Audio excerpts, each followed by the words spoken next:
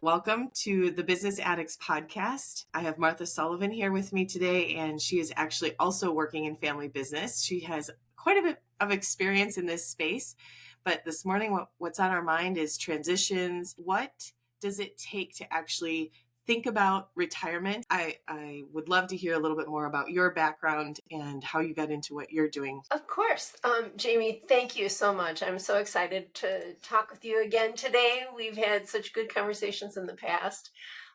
Yes, I am with the Family Business Consulting Group. We're based in Chicago. My colleagues and I, there are about 35 other consultants. We're spread out throughout the country, and we have an exclusive focus on family business in all sorts of aspects, and whether it be dealing with owner alignment and how do we get everyone on the same page to family conflict, to the family food fights, to exit planning, which is actually where my greatest focus is on exit planning, exit readiness, owner alignment as well, in terms of getting everybody on the same page. But the whole concept of readiness for change, I've really gotten to the point where exit to me is truly a four-letter word in a literal sense, but also a very derogatory sense. Especially for entrepreneurs. It's like, exit, what the heck? It ain't happening, baby. But yet, I think we all need to consider: is it time for our next adventure? And I don't care if you're 35 or 65 or 75. If you look at it as, what's my next adventure? Then you're able to really look forward to something as opposed to white knuckling on your past. That's So, huge. I absolutely agree. I think of those 6 human basic needs where there's certainty, uncertainty at kind of the top levels, and then significance and love of connection, growth and contribution. And sometimes I get stuck in the uncertainty piece. I grew up in an entrepreneurial family. And so for me, there was not, in addition to the entrepreneurial, risk taking and that side of things, there were other things that we just dealt with a lot of uncertainty. And so I have a high need, and I'd like it to be in the space of adventure instead of in the space of creating chaos. And we see that yeah. when we're working with family business owners. And I did it myself when things would get consistent and boring, and when the money was good or when things are pretty good, I look for new ways to create chaos. And it was like, Yeah. how can I do this in a way that's healthy? What are the options? But I know that you and I talked a little bit before we started about this idea of retirement. Yeah. What are some of the things that come up for you again there? Well, being of the baby boomer generation, I'm a very young baby boomer, by the way. Um, the baby boomers are redefining retirement. As you kind of pointed out, many of baby boomers, whether they are business owners or not, are taking more that entrepreneurial spirit of, I don't need to retire, or it's not gonna be like my father's old mobile, pulling out an old relic of an advertisement that was out there. That they are redefining it in terms of, no longer working in that same career is opened up other adventures that they can pursue. That said, if you Google retirement planning, you'll get a cajillion hits, and it's all focused on financial retirement planning. And financial retirement planning is huge. It's so important. So many of our neighbors have not done a good job of squirreling away for retirement, and so they face that part of the adventure with limited resources. But what I really want to focus on is the fact that so much more of retirement planning is what's going on here and what's going on here. And I think that's why the baby boomers are redefining it. because it's not just about the money. It's about the experience. It's about the life that I'm going to lead, and how do I redefine purpose in what I'm doing. Mm.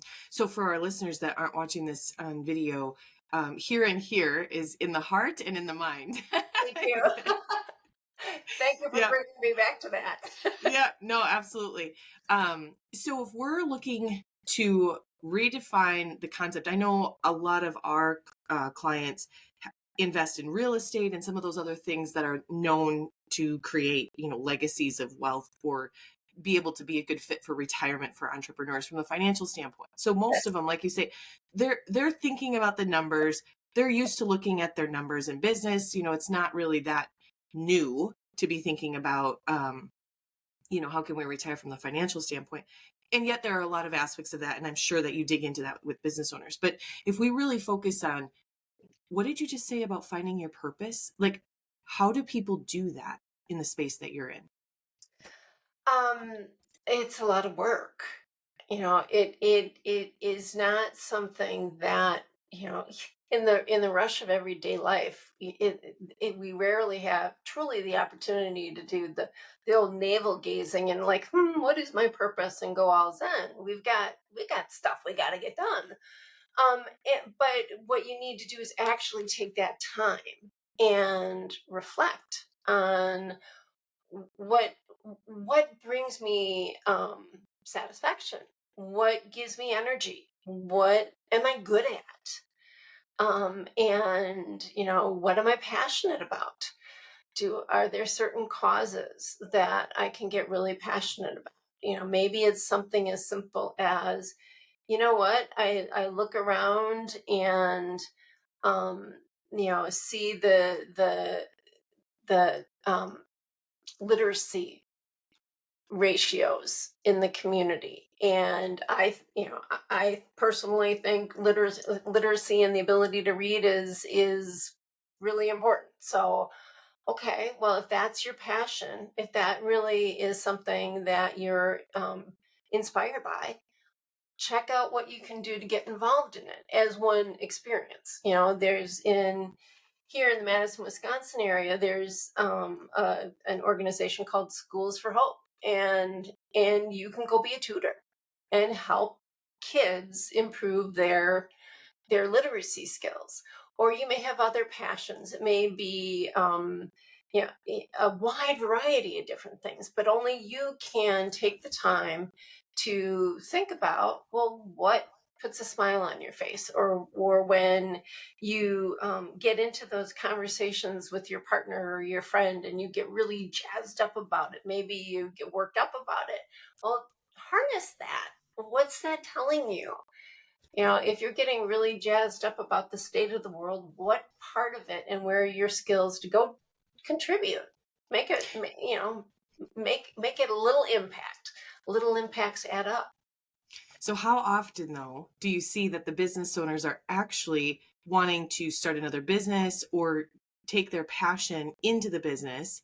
And really, I mean, I understand that. Like my passion is to help employ people.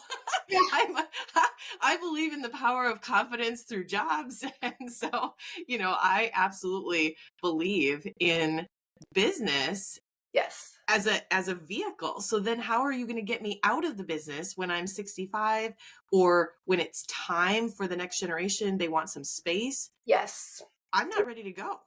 Right. I see how this can be a vehicle until, I mean, I just heard about a story the other day, and maybe we'll end up having them on the podcast here, where the grandfather who had been the original owner, who passed it down to the son and then passed it down to the daughters from there, or the granddaughters, he was 100 years old and he walked into the bank a week before he died, and he died at 101. So Oh, like it's still, it is there purpose for business owners outside of the business, or like how do we navigate what that means for the next generation to be able to have the space sometimes, or oh, to say it's still time to sell, even if even if you love this. I don't know, it feels horrible. Like I can just feel the pain. yeah. Yeah. And there are many business owners that have the the mentality and sense that I'm going to die in the chair. This is too much of my DNA, and I really have come to respect that attitude. Originally, when I was in a family business and the owner had that attitude, I'm like, oh my gosh, this is so irresponsible. Because you're gonna die, and then it's gonna be, the circus pulled into town. It's gonna be just crazy. And I have come full circle, and it's like I am totally with you. If you want to die in the chair, just don't leave the circus behind, and have a plan. Have migrate ways that you can still be involved, but not necessarily be have the business dependent upon you. It's when you leave that codependency so tight that the business can't function without you, that it really causes trouble. But there are ways to stay integrated with the business.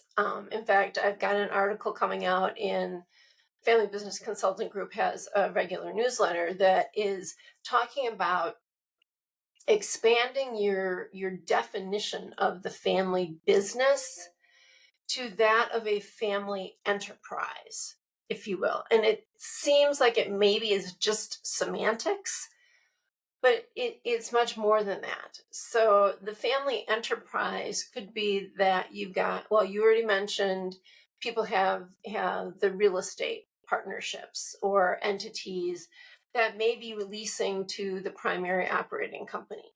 There may be multiple businesses that make up that total operating company. There may be other side businesses. Well, those are all part of a family enterprise, as opposed to being just totally focused on the family business being, the cash cow major operating company. Many families expand their family enterprise by maybe they set up a family foundation, and they're able to draw the next generation in on, well, what are we going to do with the family within the family foundation? You've got next gens that have no interest in your primary operating company, but they may get really jazzed up and engaged in the family enterprise through the foundation. Or maybe you want to take you sell that primary operating company, and then you set up a family office where you're now investing in helping other entrepreneurs build their companies. Kind of, it's kind of like a mini, private equity. You're doing your own private equity in some ways. That's really oversimplifying it, but there are other ways to stay engaged as a family, doing different business like things together that open up all sorts of opportunities to other generations of the family, but still keep the family intact, still keep that contributing and creating and entrepreneurial energy going, without necessarily white knuckling it at the top, because you're Mm. destined to die in the chair. I Does that love make that. sense? I love that. I love everything that you've shared. And I've thought about this quite a bit, and I'm absolutely on board because I think that kids that grow up in entrepreneurial families become unicorns. It's in their DNA. And yet oftentimes we don't realize that. Like they're not necessarily the original visionary, the original entrepreneur that had this certain skill or certain passion, but they still have an entrepreneurial spirit kind of in their core. Yeah. And yet it hasn't been fully developed. They haven't been given a chance to do it in their lane. So I think the idea of family office or support systems for other family members to explore what could be their lane, whether it's philanthropical, if there's that type of money available and foundation money available, or is it starting a new business, but is it supporting them in the one that is true to their purpose, instead of feeling like they have to continue in the family business. Turning Yes. it into a family enterprise conversation is a no-brainer. I love it. Yeah. Well, and it really, as you're pointing out, starting another business, maybe that other business has some alignment and synergy with the original operating company. Maybe it doesn't. But if your choices are, okay, let my next generation spread their wings and fly to something completely different, or I have been blessed to have the resources to help them start their own entrepreneurial journey through the family enterprise. I'm still helping them find their wings, but we can do it with a sense of synergy, and continuing that family legacy of entrepreneurial adventures. So I love this in concept, and I'm very happy to have more discussions about it. And yet, I wonder how often are the owners ready for this type of discussion? Like, what are the timelines that if someone is considering creating this type of expansive thinking, Mhm. how long does this take? What do you typically see? And what are the struggles then that we end up having to consider too? So there are so getting ready to do something like this is not a 6-month project. This is going to have to evolve over years. Okay. Is that 2 years? Is that 5 years? Is it 10 years? It really depends on the unique situation. But it starts really with the individual, and I should say the individuals, the owner or owners, doing their own soul searching of what is important. It starts with getting down to the brass tacks about what we value, what is our vision, what is, and gaining alignment around that. And then almost like in some ways, it's a classic strategic planning model, but it's peeling back those layers of the onion so you can finally get to, okay, here's the next step that we need to take, and building alignment along the way in that. We were talking earlier about the prospect of moving a household, and my husband and I have been thinking about moving our household. We've been now talking about this in earnest for a couple years, and that sounds like we can't make a decision. But that's not at all the case. We can, but it has taken us a lot of time and patience to say, well, what do you want in the next house? And it's not just the house. What do you want in the community? What do you want to have access to? What are you willing to let go of in what you have now versus what are you willing to reach forward towards? And getting at the core values that we both have, it has been a lot of really really good conversation. But if we were to just rip off the band-aid and say, oh, there's a pretty house, and off we went, we would have accomplished the so-called goal of moving the household, but we may not be satisfied with the product. And that's what happens with a lot of business owners is they get to a point where, no, I'm just going to rip off the band-aid and do it. I'm going to sell, or I'm going to transition to junior. And you haven't really played the tape to the end ahead of time, so you can plan and prepare accordingly. This whole concept of readiness, the business being ready to transition, is a whole other topic. And most businesses are not ready to transition. But the person, the individual being ready to transition is another really critical element of it. So it takes time to build alignment. I don't know if that answered your question, Jamie, or not. Yeah, absolutely. So it's interesting when I think about something as simple as having a vehicle. One of the vehicles that when we go to buy a vehicle, oftentimes we really like it when we first get it. It's new seats, new, just everything feels new and exciting. Shiny. Yeah, and we can't imagine almost not liking it at that point, right? Because we chose it. Yeah. Um, but then a couple years later, you start watching the other models come out, and then, it's like, I still like mine better. No, I still like mine better. I'm good. I'm good. And then when the switch flips, it's sort of like it flips overnight. And Yeah. so I understand what you're saying when you say that these business owners, kind of are in it and in it and in it. And then all of a sudden there's a moment where they're like, okay, the time is now. Well, we haven't really done any of the work to Right. to plan. I mean, it's not as easy as selling a vehicle where you just clean it out and list it. That's not what we're talking about here. There's like operational systems, people's lives, there's so much involved. And I was talking to a business broker the other day, and I asked him, how often do your clients come to you, like say 3 to 5 years in advance, like where you have time to work with them and plan and prepare the business? And he's like, no, they all come to It me. doesn't happen. He said they all come wanting to sell it yesterday. I Yeah. was like, wait, are you for real?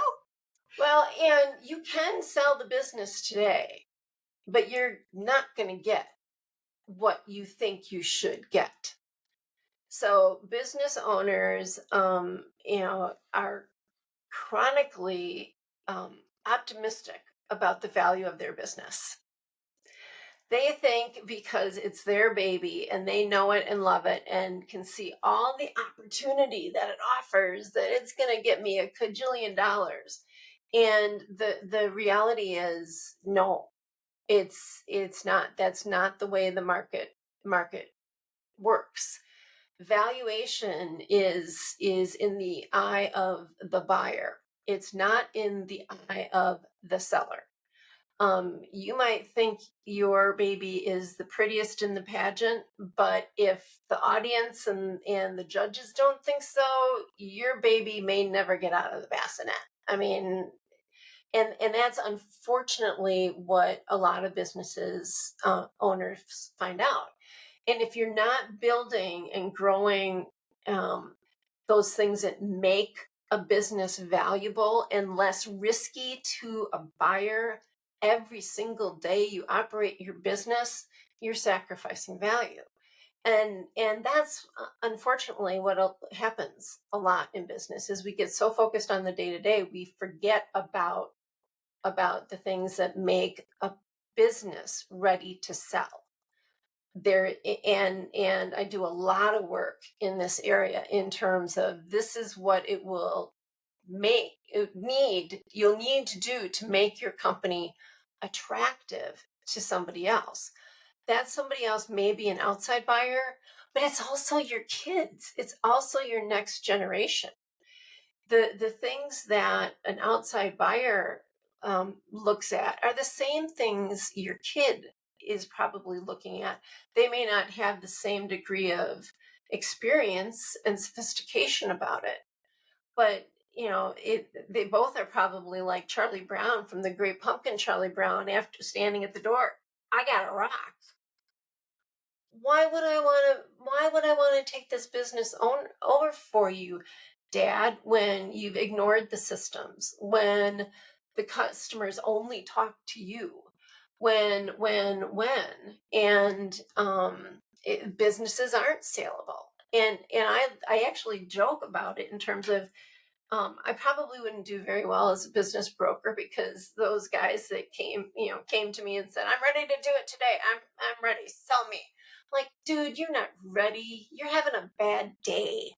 You're in a bad mood. You just want to get rid of this.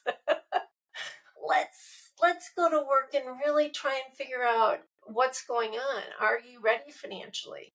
If you don't get the value you're daydreaming about, what does that mean for you and your family? It may mean you're eating kibble in the kid's basement, and I don't think anybody wants that. So it does take time to prepare. So to those of you that are listening today, please don't wait till the last minute. Yeah, so let's talk a little bit about the kids and their perspectives. And what I see is that there is a level of loyalty that really goes beyond even the personal relationships. The loyalty to the business, it's in their DNA. Yes. It's their employee, like they think of it as their business, even though they're not the owners. Yes.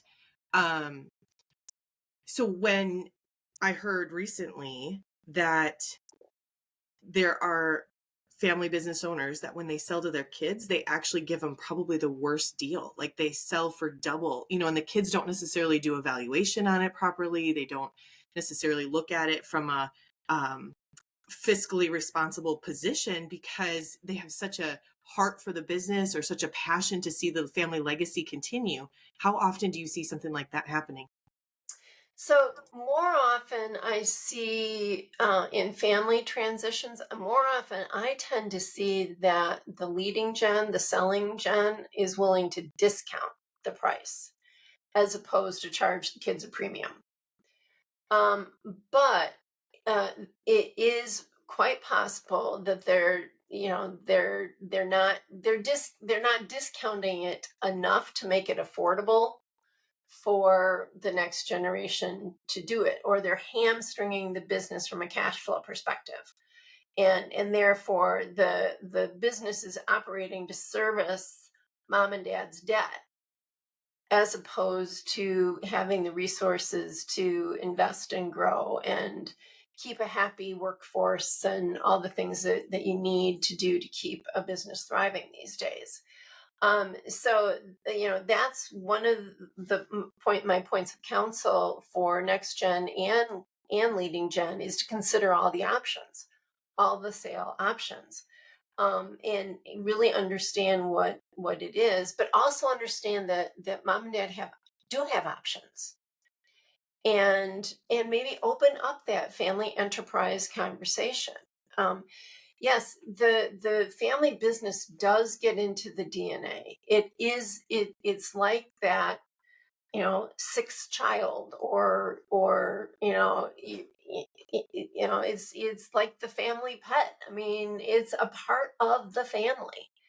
And it's hard to let go of it. But that's also one of the reasons why we very often encourage families to put together a family council and have family meetings or have family retreats and open up these conversations. I think about one of my clients, in a story around this. The patriarch, as a young man entering his career, worked for his father's business with his siblings. And so it was truly a family business. And when it came time for dad to decide what to do with that family asset, he asked all of the siblings to weigh in and then ultimately decided to sell the business. Well, our patriarch friend never forgave his father. He really wanted the business to be stay in the family, but it didn't. So he started his own family business. And as his children came of age, they got involved in the business and worked in the business. But he never ceded majority ownership. He gave the kids ownership. But I came on the scene when those kids were in their 50s. And dad had put in place an independent or a non-family executive to run the business. So he had at least taken that step. But when one of the family members wanted to leave her ownership, she wanted to sell her ownership because she wanted her family back, he was like, no, not happening. And his very goal of keeping it in the family, the third generation was watching all this and seeing the dysfunction that some of the dynamics had created. And it was the third generation that was saying, oh, hell no. We are not coming into this business the way that it is set up now.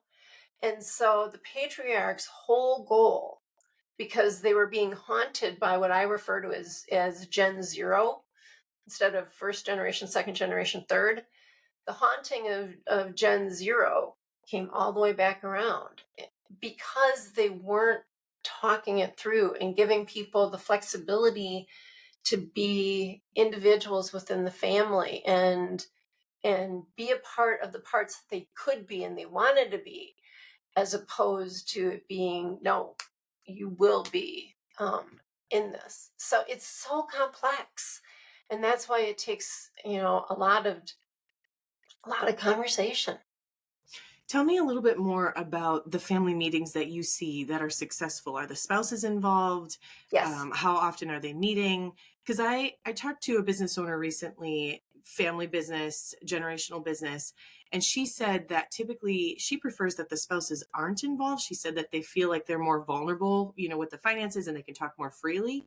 But I've kind of wondered if the spouses do need to be a little bit more involved because it's sort of are you in or are you out? This is the way it works. Like in family business, there's, like you said, another child or a pet, a family, but it is such an entity that has its own values. It has its own core values. And some of the core values are family. And so then you mix in business and family in this way that, how do I explain this a little bit better? Sometimes there are quote unquote rules that not everybody knows that they're buying into. Like, say, a spouse, when they're coming into and marrying into a family business, sometimes they probably should change their last name so they realize what they've actually gotten themselves into. Yes. Yes. and signed up for, like a sheet that says, okay, so here are some of our non-negotiables as a family. We either put in X number of work, or we work the holidays, or we get together twice a year and this is the family meeting time that Yep. everybody comes regardless of how you feel about it. Like certain non-negotiables that the spouses really need to know about in advance, because otherwise they have Absolutely. no idea, especially if they're coming from a non-family business household. Yes, absolutely, absolutely. So, at BCG, we always lean towards inclusivity as opposed to exclusivity. But your point taken, there may be sensitivities around the finances or around other issues, and family dynamics can get messy, and we can certainly respect that. But there are ways to navigate around those sensitivities. Um, I, the there are some families that have family employment policies, and we help develop those where it outlines. And part of that is, who is eligible to work in the business? Are the married ins or not? Some say absolutely not. We want to keep that part of family and work separate. Okay, that's fine. But you have policies. You set up a family constitution. You set up the family values. You set up a code of conduct or behavior. You put into place forms of governance that help communicate the expectations. Not just when you're, getting engaged and getting married, but on an ongoing basis. And one of the reasons why I really favor including or finding ways to include the married ins is because if you have aspiration for that next generation and to have an ongoing multi-generational legacy in your family business, if you're leaving out the married ins, you're leaving out one parent that has a direct influence over that next gen. Do you want them on your side or do you want them against you? I can't be more blunt than Yeah. that, because if the spouse feels resentment towards the family business because either they don't understand the dynamics or they feel like they're being short shrifted or whatever the case may be, that's going to come out around the dinner table. That's going to influence, is that family pet of the family, family business being the family pet, is that a pet that is warm and fuzzy and cuddly, or is that a pet that bites? So how often do you typically recommend that family businesses meet? I know the one that I had spoken with, they meet every other year. it seemed like that's a little long. I know Kevin and I I, agree. we do family meetings in our own home and involving the kids. And it's like, we call a family meeting every time there's a little bit of a change. Like family meeting. Yeah, so we really encourage at least an annual family meeting or family retreat, and there are we've lots of guidelines for how to structure it in a positive way. You want to plan those ahead. You want to mix, you know, a playtime, family time, meeting, constructive content time. You want to make sure you're doing things that integrate the next generation, even at a very young age. And there are things you can do to, get the elementary school kids involved and think creatively, but that takes planning for the retreat. But if we go back to the family enterprise concept and opening up that window of who can be involved, that's okay. It's another way for people to be involved. But it's really important to have those conversations. Otherwise, as humans, we fill in our own blanks and we don't tend to fill them in with positive, happy thoughts. We tend to make up negative stuff to fill in our gaps, which is an unfortunate flaw we all hold, but it's true. So fill them with good stuff and communicate. It's huge what you said, even about the younger generation, because our kids are ages from 4 to 21. We have 6 boys, and we started doing family meetings just for our own home Yes. um, a year and a half ago. And I was shocked by how much the 6, 8, and well, now they're, 8 and 10-year-olds brought to the table. Oh, And yeah. the perspectives that the teenagers considered and came from, and how they were able to have the conversation. Like if something came up and there was to be, a consequence or a thought pattern about something, letting that generation help each other instead of Kevin and I trying to communicate from our perspective was huge. Like Yeah. there's no going back for me. My oldest, he was so cute when we first implemented it. He said, well, because of course he was raised the other way for the first, almost 20 years. And he's like, well, a dictatorship is more efficient. He's like, but I can see how this is more effective. And so it was Yeah. really powerful, to be able to include them all in the discussion. Well, Martha, there are so many things that I would love to continue to dig in on. And I know we only have this short time together. So I Yeah. feel like in the last couple of minutes, I'd love to just open it up for you in terms of space when you think about business owners, family businesses, the work that you do, and specifically to the podcast. It's called Business Addicts for a reason. We deal with also addiction. Is Yes. there anything else that comes to mind for you that you would love to share in the work that you do, or just insights that you've had over the years? Um, we do become addicted to our businesses. We do become addicted to what we know, because it's comfortable, and we want to continue to feed that comfort. What it may be even on the side of owner alignment, and if there's a lot of conflict, that in and of itself can become an addiction.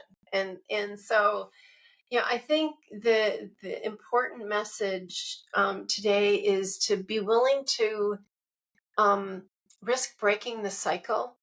Doesn't mean you have to change everything today, but be willing to have a pause and have some conversations and do some discovery within your family. Whether that's bringing in someone like you and Kevin, or someone like me, to help facilitate some conversation about what are the pressing issues in the family now, and get started. Family businesses are a treasure in our communities and in our economy.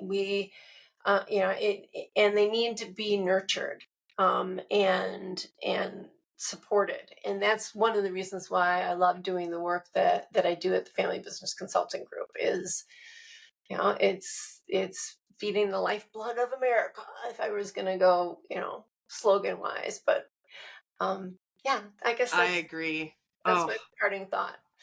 that's beautiful. And I couldn't agree more. I absolutely love using families and the vehicle of business to bring together amazing and create amazing things together, create amazing legacies. Like it's just, they're vehicles and they're people. And in an economy where, you know, people struggle to hire employees or something like that, like, we nurture these employees from such a young age that they know the, core values, whether or not they agree with them. But anyway, thank you so much for the discussion today. I really appreciate it, and I'm Thank excited you. to share it It's with, fun. yeah, excited to share it with the rest of the world. I'll look forward to it. Jaime, thank you so much. It was such a treat to start the day off this way. Thank you for tuning in. And to stay in touch, email us at info@businessaddictspodcast.com.